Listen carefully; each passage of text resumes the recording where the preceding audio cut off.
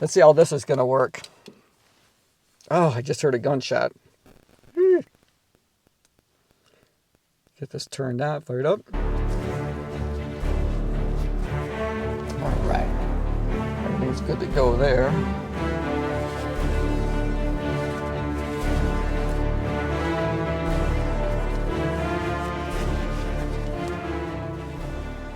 So I want to apologize right up front because some of you might not like this new format of video. For lack of a better description, I'm going to say relaxed. And that's the way I wanted it to be. So I would like us to be able to just, grab a cup of coffee together, sit down, a couple of run buddies, and talk about, races and running gear and that kind of thing.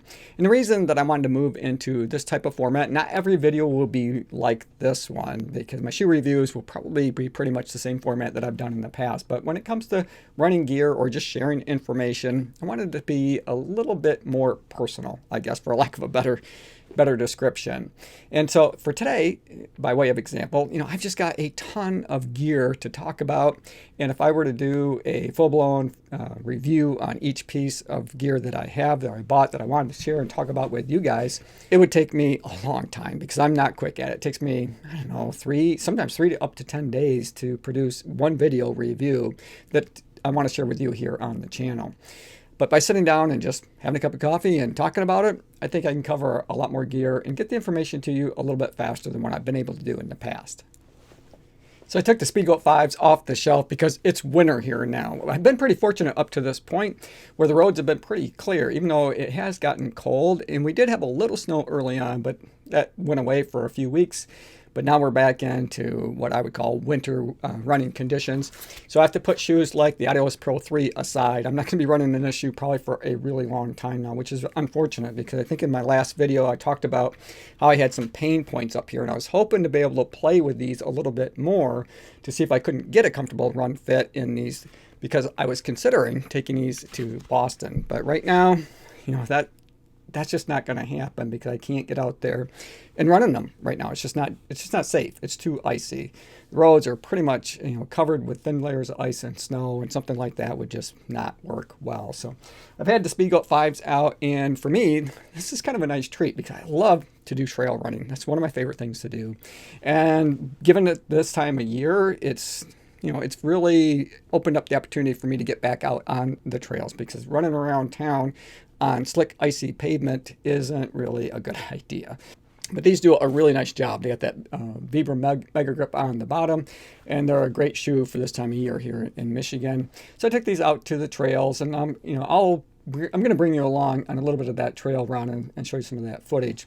But mostly what I want to talk about today, though, aside from that, because I'm going to do another review that's going to look at really the durability and some of those things that we like to look at when we get lots of miles on them. I think I have around 80, 90 miles on them now, so it won't be long, and I'll roll the odometer on these over to 100 miles. So when I do that, I'll do another review on those. And today, though, I've been running in some new run pants. Now, these are by Rabbit. They're the men's, I think they're just called men's running pant. They cost $100 US. And oh my goodness, this is one of the reasons why I wanted to try to get this video out early, just to let you guys know whether or not I think that these are worth $100. And, well, I think as with anything, time's going to tell, because a lot of that depends on how durable these are. If they last for 4 years, absolutely, they're worth $100. I definitely do that. But if they don't last that long and they only last one season, $100 US might be a bit pricey. But so I wanted to give you my thoughts on whether or not I think they're going to go more than one season. Now, I've had these out several times, several different runs. And so let's just talk about the pant itself. So it's not lined, but it does have a nice blend of polyester, which is recycled polyester. I think 86% of it, if I recall, is recycled material. So that's pretty cool. So I appreciate that, Rabbit. You guys did a good job there. And about 14% is spandex. So that means that it has some stretch to it. And I would say that they're somewhat of a loose-fitting jogger pant. And again, they're not lined, but they do have a couple zipper pockets, and I did use those for sure. I like to take the actual keys that I have off my key fob when I go out for a run, and then I put the key fob in my pant So I have just a little bit less stuff jingling around when I'm out, especially trail running, because there's a lot of bouncing around going out there. And they have the zipper pockets to be able to keep that safe, so I don't lose that, because that could be a real bummer if I'm out at the, if I'm out away from home, a few miles away, and I lose the key fob. And I don't typically take my phone with me, so that's would be locked up in my vehicle, so I would be kind of out. I might have to rethink that. Do you guys take your phone with you? Maybe add that in the comment section below, because I'd be interested to know if you do that. And that's something I might have to consider doing in the future now that I start thinking it through. So again, a couple of run buddies just here having coffee and shooting a breeze. Anyway. And then in the other pocket, I had my MP3 player, and again, both the side pockets zip up to keep things nice, safe, and secure. It's got a nice, pretty thick waistband here that's got some pretty decent stretch to it. I love the material. They also have these zippers down at the pant leg, and then the pant legs are gathered here. So you see they got that stretch that keeps it nice and tight to your legs, which is perfect for what I was doing out there. So that, right now the snow isn't deep. I would say we got more or less just a dusting by Michigan standards. But soon the snow is going to get deeper, and there will be times when I'm going to have to go through snow banks for sure. And I think that these will do a good job trying to keep that snow from climbing up my legs and getting me colder than I want to be. And then these also have this zipper here on the side, and I just caught some of the material, but that zip down there. So, it just makes it easier to get these on and off. I do like that, because some of the run tights that I have, you're really tugging to get them up over your ankles, and that can be a bit of a struggle at times. And I would say that these are, they're going to be worth the $100 if they last, a few seasons for sure.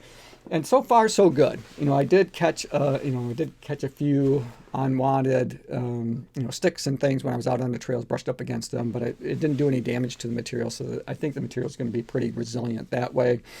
Now, because it's not lined, these make a good choice for layering. And I like that, because I can wear these, late or early fall when it starts to get cool and I want something to keep me a little bit warmer, all the way up through to late spring.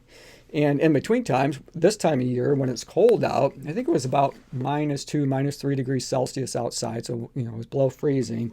I had layered these over the top of a pair of 2XU run pants. I can't remember the exact name of them, but they're compression run pants that I have. And I enjoy wearing those, and it did a good job. The 2 layers with the 2XU, and then with these on top, I was plenty warm.